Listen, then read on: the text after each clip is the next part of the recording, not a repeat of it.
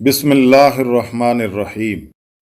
وقل جاء الحق وزهق الباطل إن الباطل كان زهوقا۔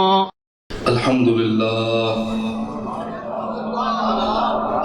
لله رب العالمين والعاقبة للمتقين والصلاة والسلام على سيد الأنبياء والمرسلين وعلى آله وأصحابه أجمعين، أما بعد فأعوذ بالله من الشيطان الرجيم، بسم الله الرحمن الرحيم۔ قل هل يستوي الذين يعلمون والذين لا يعلمون؟ صدق الله مولانا العظيم۔ إن الله وملائكته يصلون على النبي يا أيها الذين آمنوا صلوا عليه وسلموا تسلیما۔ درود شریف بابا سے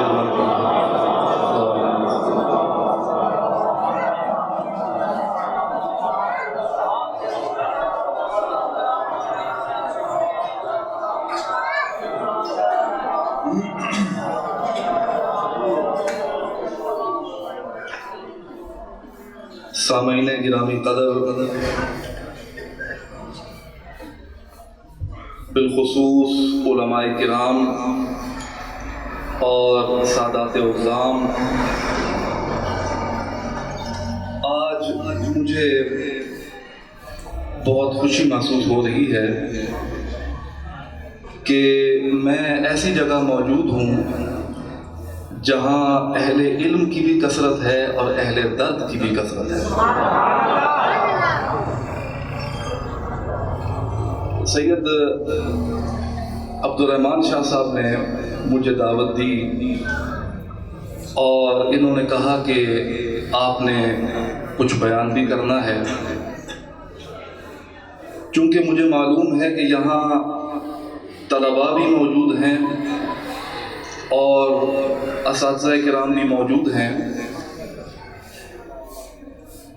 اس چیز کو مد نظر رکھتے ہوئے میں نے سوچا کہ ایک طالب علم ہونے کی حیثیت سے علم کے موضوع پر کچھ بیان کروں کہ علم کیا ہے۔ اسی موضوع کے تحت میں نے ایک آیت کریمہ تلاوت کرنے کا شرف حاصل کیا ہے، جس میں اللہ رب کریم خالق ارض و سماوات نے ارشاد فرمایا، قل هل يستوي الذين يعلمون والذين لا يعلمون، کہ اے پیارے محبوب آپ فرما دیں کہ کیا اہل علم اور جاہل برابر ہو سکتے ہیں؟ نہیں ہو سکتے۔ اہل علم جو ہیں ان کا مرتبہ، ان کا مقام بلند ہے، کیونکہ یہ انبیاء کی وراثت ہے۔ تو جو جاہل ہے وہ علم والے کی برابری نہیں کر سکتا۔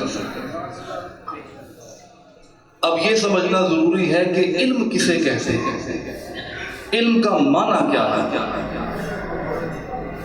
میں علم کے موضوع پر چاہتا ہوں کہ کچھ علمی بیان کروں۔ میں چاہتا ہوں کہ جو طلباء یہاں موجود ہیں وہ میری گفتگو غور سے سنیں، یوں سمجھیں کہ میں اپنا سبق دوہرا رہا ہوں۔ علم کیا ہے؟ علم کا لفظی مطلب ہوتا ہے جاننا، کسی چیز کو جاننا۔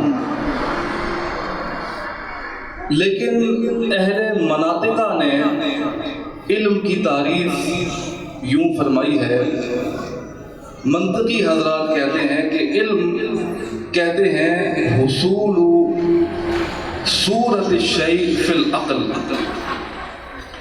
یعنی کسی چیز کی شکل یا کسی چیز کی صورت کا حصول ہونا عقل میں، یہ علم کہلاتا ہے۔ آسان الفاظ میں اس کا مفہوم یہ ہے کہ اگر کوئی شخص آپ کے سامنے قلم کہتا ہے یا کتاب کا نام لیتا ہے یا کسی چیز کا نام لیتا ہے، تو جب وہ کلمہ ادا کرتا ہے، اگر آپ قلم کو جانتے ہوئے کہ قلم کیا چیز ہے، اگر آپ نے کتاب دیکھی ہوئی کہ کتاب کیا چیز ہے، کتاب کس کو کہتے ہیں، تو آپ کے ذہن میں اس کا نقشہ، اس کی تصویر آئے گی۔ یہی علم ہے۔ پھر علم کے بعد اگلی چیز ہوتی ہے تصدیق، یعنی یہ تو ہو گیا کہ قلم کسی نے کہا تو آپ کے ذہن میں آیا کہ قلم اس کی یہ شکل ہے، یعنی یہ آپ کو علم ہے قلم کے متعلق۔ لیکن جب انسان کہے کہ یہ قلم ہے یا یہ قلم نہیں ہے، تو ہونے نہ ہونے کی بات جب آئے گی تو یہ تصدیق کہلاتی ہے۔ میں نے جو آیت کریمہ تلاوت کی ہے یہ علم کے موضوع پر ہے، اور علم کی پھر تقسیمات، ایک ہے علم اللہ تعالیٰ کا، باری تعالیٰ کا جو خالق ارض و سماوات ہے، اور ایک علم ہے مخلوق کا۔ اب اس میں زمین آسمان کا فرق ہے۔ پھر مخلوق میں بھی تقسیمات ہیں، ایک علم ہے نبی کا، ایک علم ہے ولی اللہ کا یا اللہ کے چنیدہ لوگوں کا، جن کو اللہ تعالیٰ نے اپنے قرب سے نوازا ہے، ایک ان کا علم ہے۔ پھر ایک علم ہے ایک عام انسان کا، ان میں بھی فرق ہے، ان میں بھی حد امتیاز ہے۔ تو اگر ہم بات کریں کہ اللہ کا علم کیا ہے، مخلوق کا علم کیا ہے، اللہ چونکہ قدیم ہے، حادث نہیں ہے، اسی طرح اللہ تعالیٰ کی جتنی صفات ہیں وہ بھی قدیم ہیں۔ قدیم حادث سے کیا مراد کہ بھئی مثال کے طور پر ایک بچہ پیدا ہوتا ہے، دنیا میں آنکھ کھولتا ہے، اپنے ارد گرد کے ماحول کو دیکھتا ہے، اس کا اثر قبول کرتا ہے، اور تجربات کے ایک دور سے گزرتا ہے، تجربہ کر کے اس کو علم حاصل ہوتا ہے۔ یعنی اس کا علم جو ہے وہ ذاتی نہیں ہے، وہ عطائی ہے، یعنی پہلے نہیں تھا پھر ہے۔ جب وہ بچہ پیدا ہوا اس وقت اس کو علم نہیں تھا۔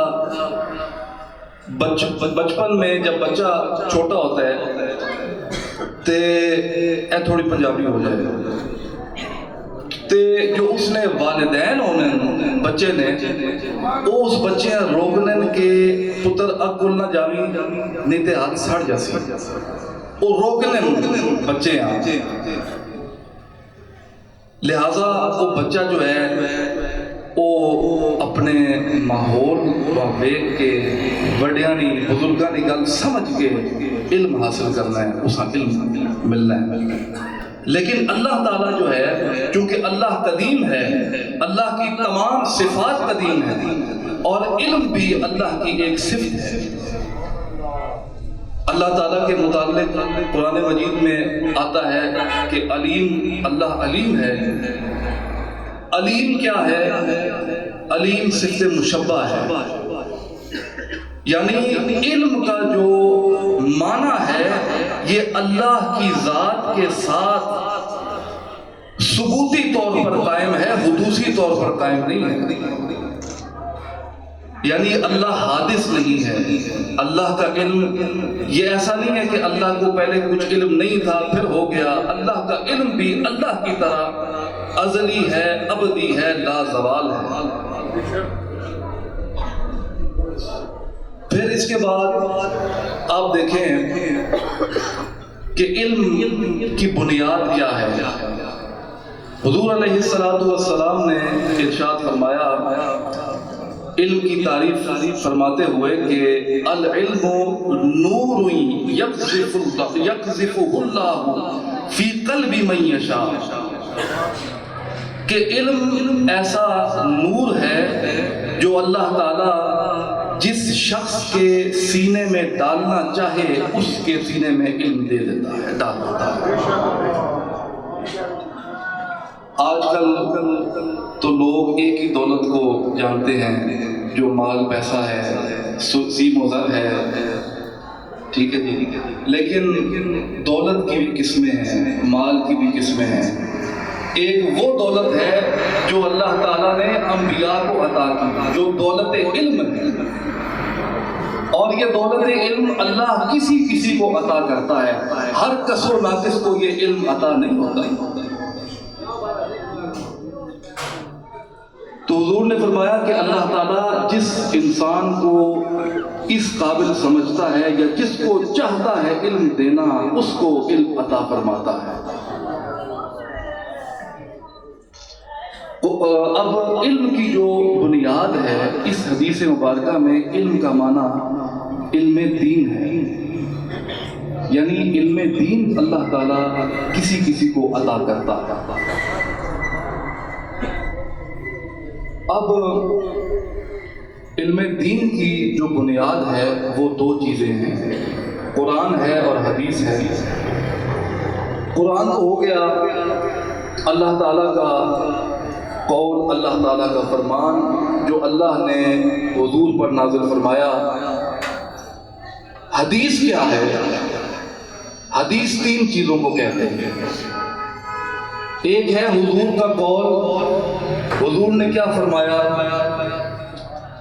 دوسری چیز ہے حضور کا عمل، حضور نے کیا کام کیا، کیا عمل کیا. تیسری چیز ہے حضور کی تقریر، یعنی کس چیز کو آپ نے مقرر رکھا، یعنی آپ نے خود وہ عمل نہیں کیا، خود اس کا فرمایا بھی نہیں، حکم بھی نہیں دیا، لیکن حضور کے سامنے ایک کام ہوا اور آپ نے اس کو منع نہیں کیا. یہ بھی حدیث ہے. اب یہ سوال پیدا ہوتا ہے کہ علم ہم تک کیسے پہنچا، ہمیں کس طرح علم حاصل ہوا. علم دیکھیں قرآن مجید تو حضور پر نازل ہوا، پھر آگے حدیث مبارکہ صحابہ نے سنی، تو علم ہم تک صحابہ، تابعین، علماء، مشائخ کرام جن کو آپ صوفیاء بھی کہتے ہیں، اولیاء اللہ، سلف و صالحین، ان لوگوں نے ہم تک قرآن و حدیث کا علم پہنچایا. ہم لوگ جو مزارات پر جاتے ہیں، پیروں کے پاس جاتے ہیں، مشائخ کے پاس جاتے ہیں، علماء کے پاس جاتے ہیں، وہ کیوں جاتے ہیں؟ یہ ایک سوال ہے. آج کے دور کا جو بیدار مغز انسان ہے وہ یہ سوال پوچھتا ہے کہ بھئی پیروں کے پاس کیوں جاتے ہو، علماء کے پاس کیوں جاتے ہو، مولویوں کے پاس کیوں جاتے ہو. یہ ایک سوال ہے. تو ہم یہ کہتے ہیں کہ ہم پیر بھی اسی کو کہتے ہیں جو دین کا رستہ دکھائے، جو قرآن و حدیث کی تعلیم دے. اب یہ تعلیم دینا بھی مختلف اس کی قسمیں ہیں ابلاغ دین کی.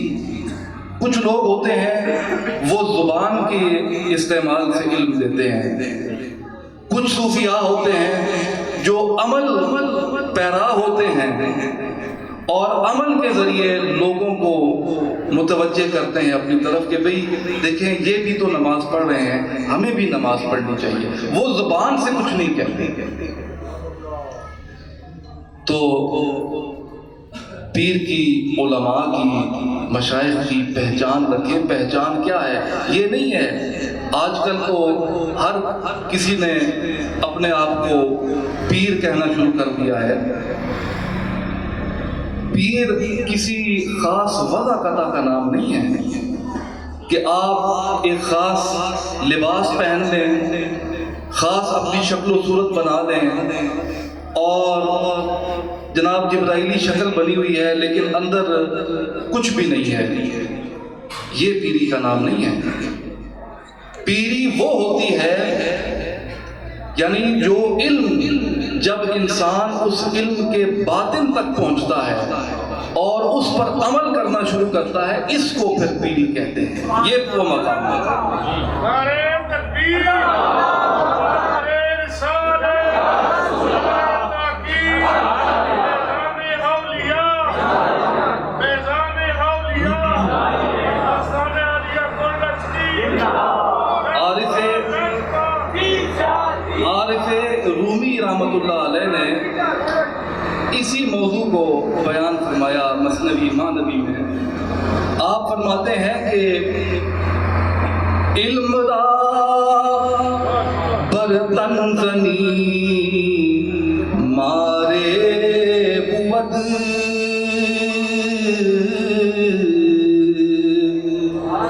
علم را برتن زنی مارے بود،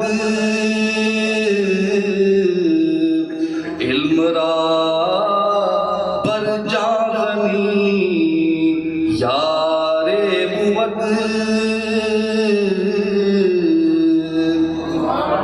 مولانا روم نے فرمایا کہ علم جو حاصل کرتے ہیں لوگ، ان کی بھی دو قسمیں ہیں۔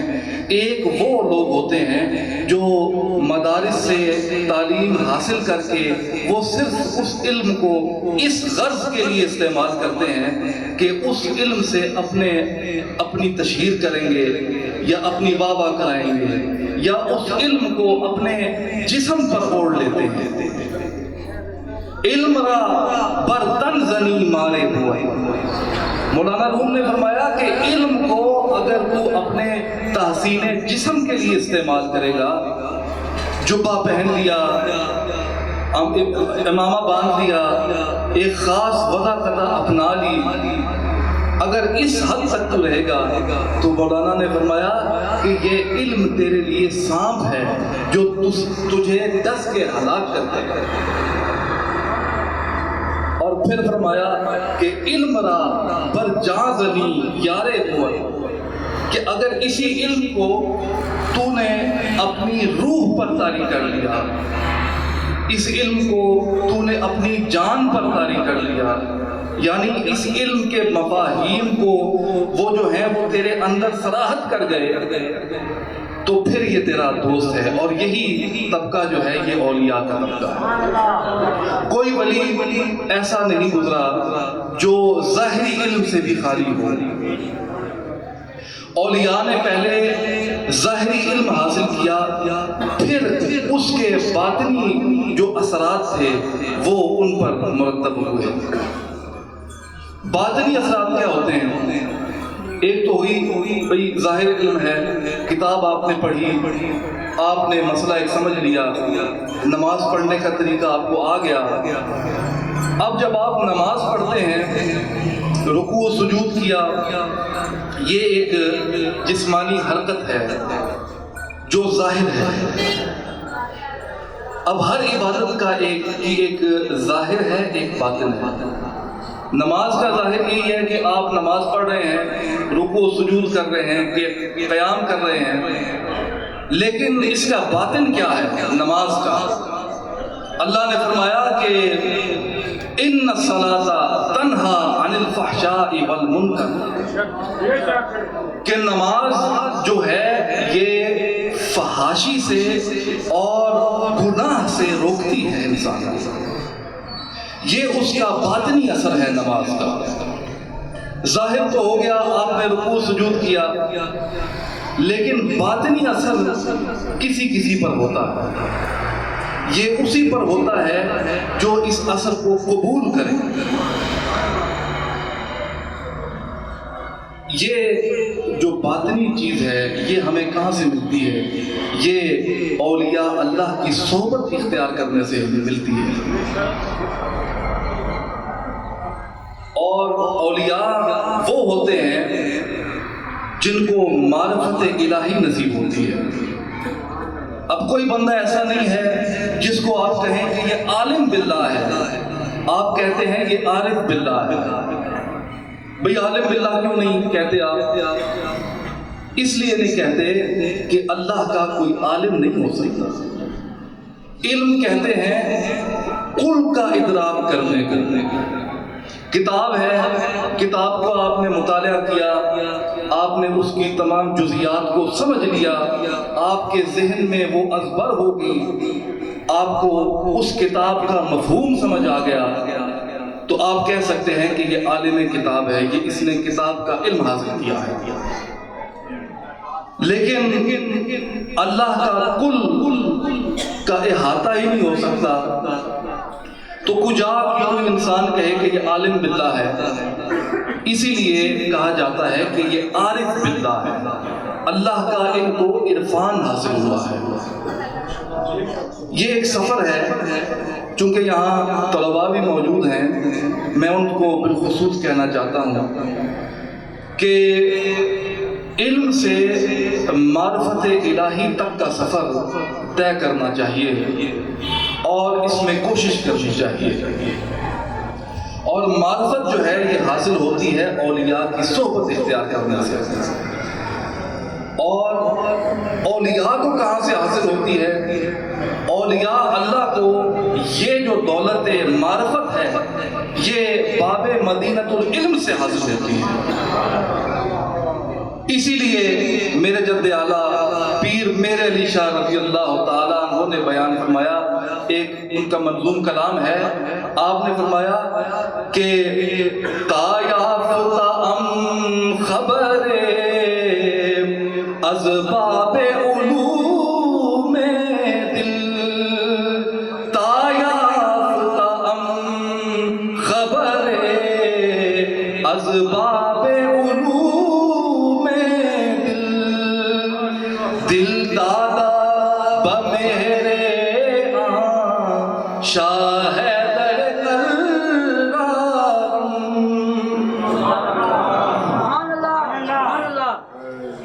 آپ تھوڑا ذوق پیدا کریں. یہ ایک عارف باللہ کا کلام میں نے پڑھا ہے آپ کے سامنے.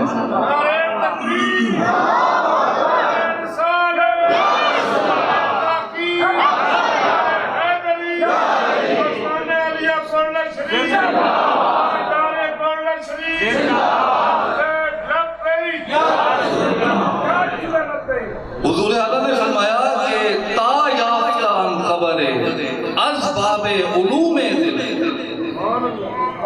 کہ جب سے مجھے باب مدینۃ العلم سے حضرت علی المرتضیٰ شیر خدا رضی اللہ تعالی عنہ سے علم کی عرفان کی خیرات ملی ہے، دل دادا بمہر آن شاہ حیدر کرارم، تب سے میرا دل انہی پر فدا ہے. تو جب انسان کو، جب ایک عالم کو علم حاصل ہوتا ہے، پھر اس پر اللہ کا یعنی وہ انسان عمل پیرا ہوتا ہے علم حاصل کرنے کے بعد، اور عمل پیرا ہونے کے بعد جب اس کو قرب الہی نصیب ہوتا ہے، اللہ کا عرفان نصیب ہوتا ہے، تو جو وہ عارف باللہ ہوتا ہے وہ خاموش ہو جاتا ہے، خاموش ہو جاتا ہے. مجھے اسی پر ایک اور شیخ سعدی کا شعر یاد آیا. شیخ سعدی نے فرمایا، دیکھیں یہ اس طبقے کی بات ہے. ایک تو ہے نا کہ یہ جناب مولوی حضرات نے بیان جو کرتے ہیں ایک شور ڈالا ہوتا ہے اور اس پر عمل کچھ نہیں کرتے. یہ ایک صوفی کی میں بات آپ کو بیان کر رہا ہوں. شیخ سعدی نے کہا کہ اے مردے سحر عشق ز پروانہ بیاموش،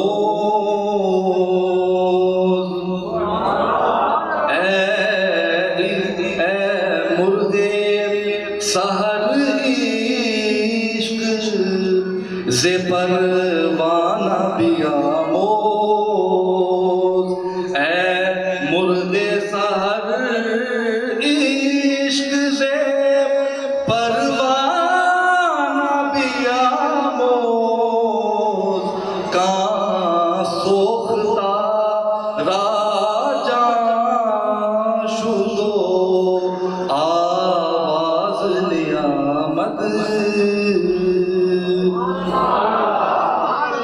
ای مدعیاں در طلبش بے خبرانندی، مدعیاں در طلبش بے خبرانند، کارا کے خبر شد خبرش باز نیامد۔ شیخ سعدی نے کہا کہ اے مرغ سحر عشق دے پروانہ بیاموز، کہ اے صبح کے وقت اٹھ کر بانگیں دینے والے مرغ، عشق جو ہے یہ تو پروانے سے سیکھ عشق کرنا۔ کیوں؟ کہاں سوختہ راجاں شدو آواز نہیں آتی، کہ وہ پروانہ جل جاتا ہے لیکن آہ تک نہیں کرتا، وہ جل جاتا ہے اور تو صبح اٹھ کے بانگیں دیتا ہے۔ اگر عشق سیکھنا ہے تو پروانے سے سیکھ۔ آگے فرمایا یہ حاصل ہے مولانا کے، یہ شیخ سعدی کے شعر کا، کہ ای مدعیاں در طلبش بے خبرانہ، کہ یہ جو بڑے بڑے دعوے کرنے والے ہیں کہ ہمیں اللہ کا قرب حاصل ہو گیا، ہمیں جو دعوے کرتے ہیں جناب یہ کرامات ان سے ظاہر ہو رہی ہیں، یہ ہو گیا وہ ہو گیا، جو خود دعوے کرتے ہیں۔ شیخ سعدی نے کہا کہ این مدعیاں، یہ جو دعوے کرنے والے ہیں نا، در طلبش بے خبران، یہ اس کی اللہ کی جو قرب ہے، اس کی طلب ہے، اس سے بے خبر ہے، ان کو کچھ معلوم نہیں ہے۔ کیوں؟ کارا کے خبر شد خبر اشباز نیام، کہ جس کو خبر ہوتی ہے پھر اس کی خبر نہیں آتی۔ جس انسان کو قرب الہی حاصل ہو یا جس انسان کو عرفان رب قدیر حاصل ہو، اس انسان کی پھر خبر نہیں آتی، وہ چپ ہو جاتا ہے۔ میرے جد اعلیٰ نے اسی لیے فرمایا کہ روندیاں نینانوں سمجھا رہی، لکھیا پڑھیا سب بھلا رہی، ایک نام سجن دا گا رہی، رگ رگ دے نونوں سہانا۔ یہ انسان